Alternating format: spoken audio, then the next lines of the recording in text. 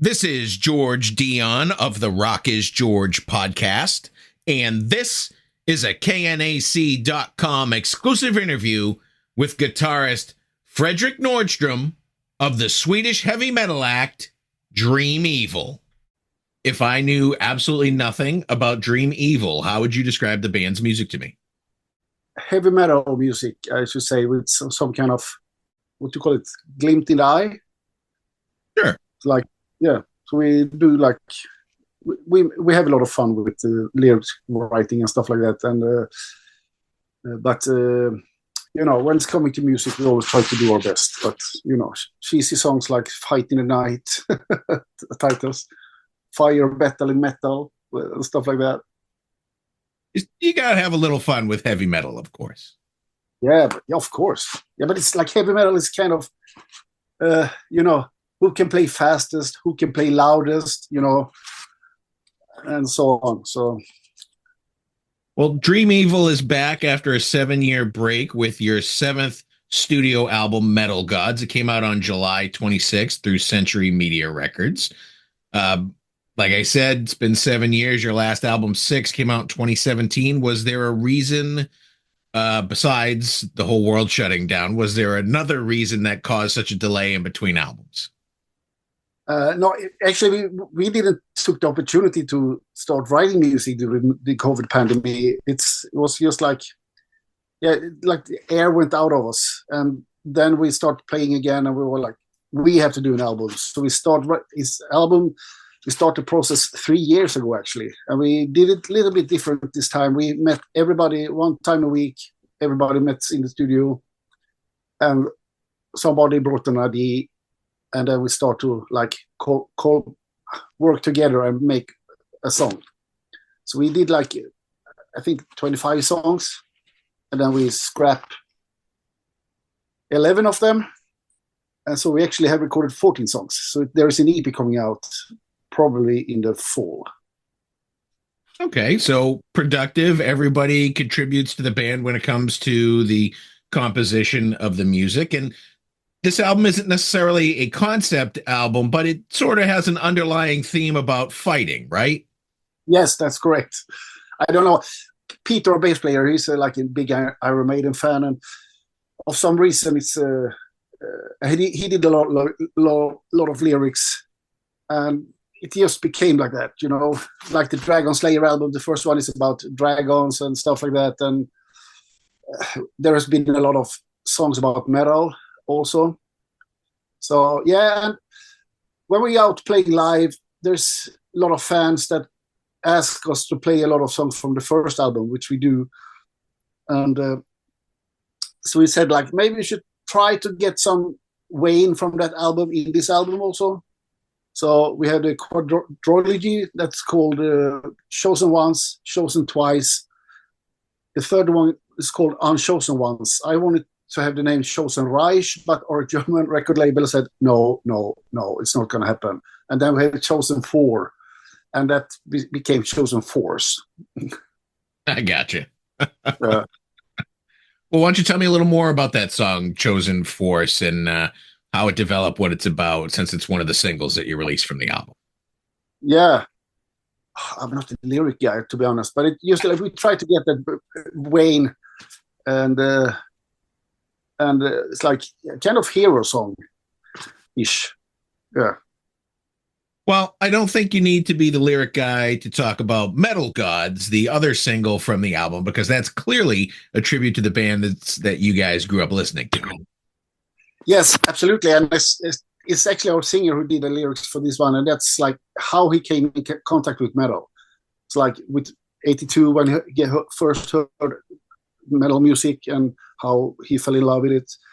I was like, but there's one guy missing here, for me anyway, and that's Dio. He's like my metal god, number one, and Eddie Van Halen, of course. But then our other guitar players say, hey, come on, Fredrik. The band is called Dream Evil, and that's clearly a tribute to Dio, so it's not necessary. And then we start talking, and yeah, should we actually tribute to all metal gods? Then that song going to be 40 minutes. So just stop with 2 verses. So while we're on the subject of Dio being one of your top metal gods and the band being named Dream Evil, which was a Dio album, had you ever had the opportunity to meet Dio when he was alive? No, I wish, but no, I didn't. I heard he was a really nice guy, though. Do you know if he ever knew about your band and it being named after one of his albums? No, I don't know. I know that Joey DeMaio from Manowar, he really liked the song because I know a guy who is friend with him. So that's good. That is good. Uh, Dream Evil's been with Century Media, the record label, since your debut album in 2002. What does Century Media bring to the table that you've stuck together for so long? We have the same A&R guys since the start, and it's a you know we know each other, and we are not complaining about anything, and I think they do like a pretty good promotion work, and so I know many bands complain about the record labels, but we don't. We are happy how it is. And that's a rarity with A&R guys at record labels because they tend to come and go and move on to other ventures. And that's nice to hear that you've got the same guy for nearly a little over 20 years. Yes, it's actually we start. It's 25 years because we started to do negotiation 99. Okay. Because in 99 we recorded a demo of 5 songs, and they were like, when they heard Chasing the Dragon, they were like, we're gonna sign this. So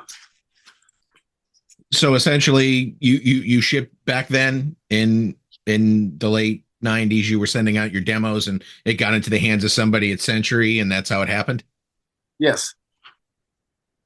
It's a pretty simple story. Yeah, very simple. Try to be simple. So when it comes to the promotion of Metal Gods, you guys are going to be touring, I assume, a little more than just the Australian dates that you have in October and November.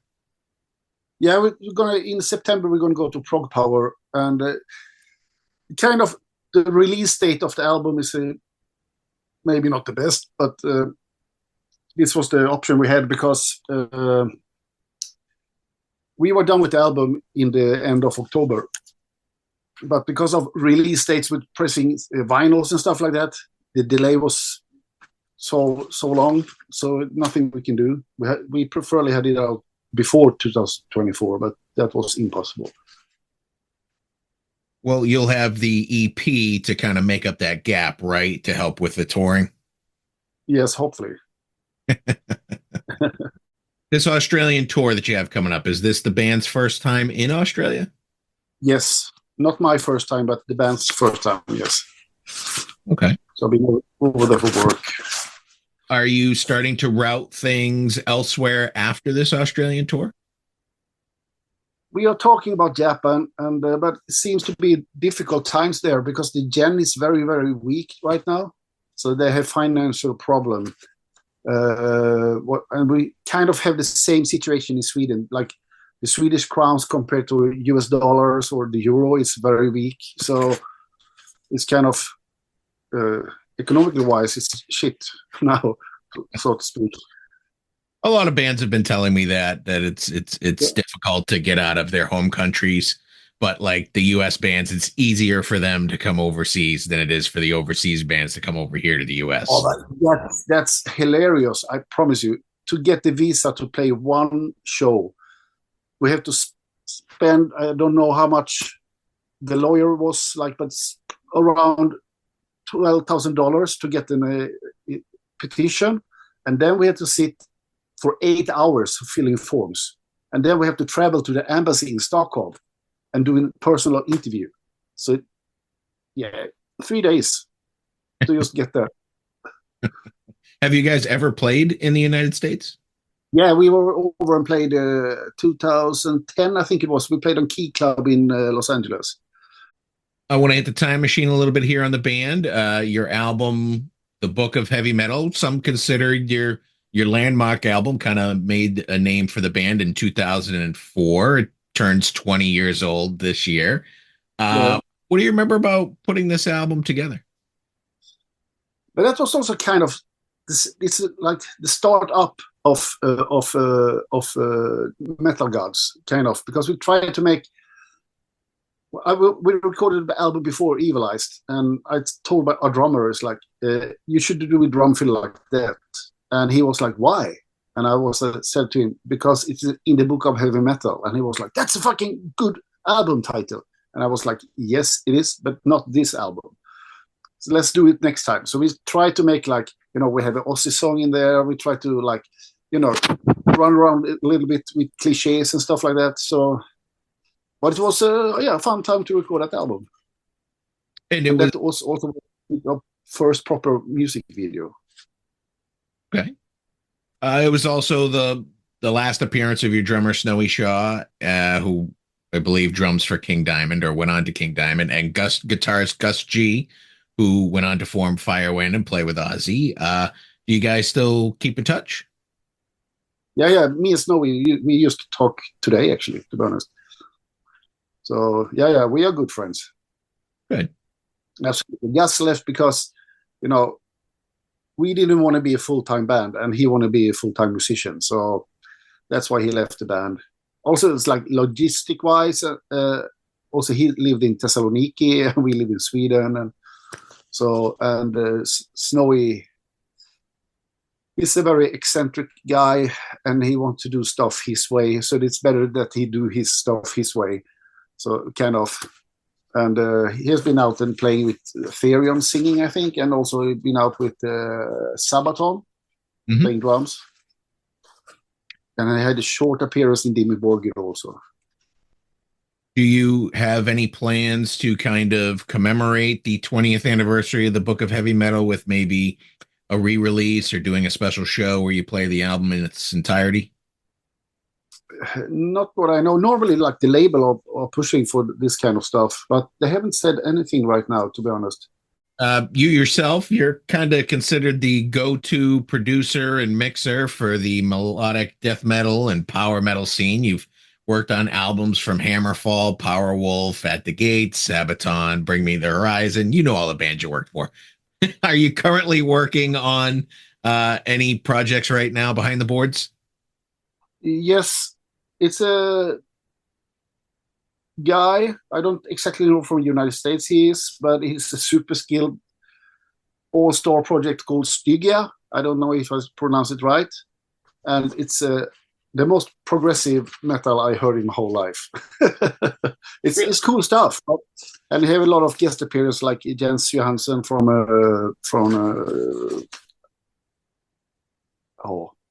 what's the fucking name of that band? We toured with them. A Finnish band. Too many band names when your when you have 700 credits in your Discogs. Yeah. Stratovarius is the band. Gotcha. Any other projects you're working on besides that one right now? I'm going to finish off next week. I'm going to finish off the German band called Obscura. It's also very technical. Call it death metal band. Okay. I don't know. Tech death. I've heard of them. They're not that obscura. But they are also the craziest player I work with. It's just like, what the fuck's going on? What they're playing is insane. But they have all been studying on, like, university and stuff like that for many, many, many years. Do you think now that Dream Evil is starting back up again, the album's getting some ears on it, that you're gonna put a little more, the band's gonna be a little more active than it has been in the past? Yeah, we are.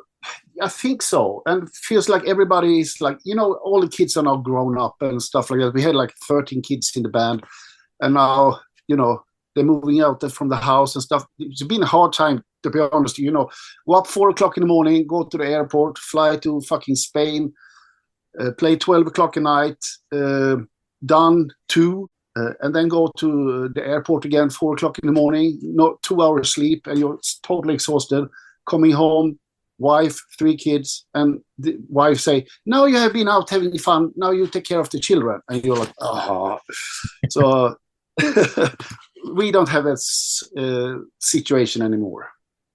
I got one more thing to ask you about before we conclude the interview. And I have seen thousands of PR1 sheets from bands over the last 20 years, but I haven't quite seen a PR sheet like yours that went out for the latest album. So I want to bring it up on the screen and I want to ask you about it. I got to ask you, what is, if you look under a lineup over here, what exactly is lead bass and lead drums? I've never seen that in a one sheet before. It's actually started with one of our first show. We were doing a sound check on a festival in Gothenburg, and then our bass player, he had a really loud volume, and I was like, Peter, you have to take down the volume, and he's like, yeah, but I need to hear myself. And then everybody on the stage start, take down the volume of the fucking bass amp. And then even the front of house, and this is an open door festival, you know, out in the open field, and even the front of house guys taking down the microphone and say, hey, bass player, you have to lower the fucking volume. Otherwise you're going to fuck up everything here. And then the monitor guy go around and ask us, what you want in your monitor? Everybody want everything except bass. And then he go to Snowy Shaw and say, what do you want in your monitor? I want vocals, guitars, and no fucking bass. And then Peter go up to Snowy and say, but we are like the rhythm section. We should play together. And then Snowy take his drumstick and point on Peter's nose and say, I play lead drums, follow me. So that's why we started with this lead guitar and lead rhythm guitar. Well, I'll tell you, you know what? It works either way. It caught my eye. Like I said, I've seen thousands of them. I'm like, lead guitar, lead bass, lead drums. This is an interesting band. Yeah, we are morons. So, well, that's all I have for you today, Fredrik. Okay. The new Dream Evil album is Metal Gods. It's out now through Century Media Records. I wish you the best of luck with it, and I want to thank you for taking the time to speak with KNAC.com.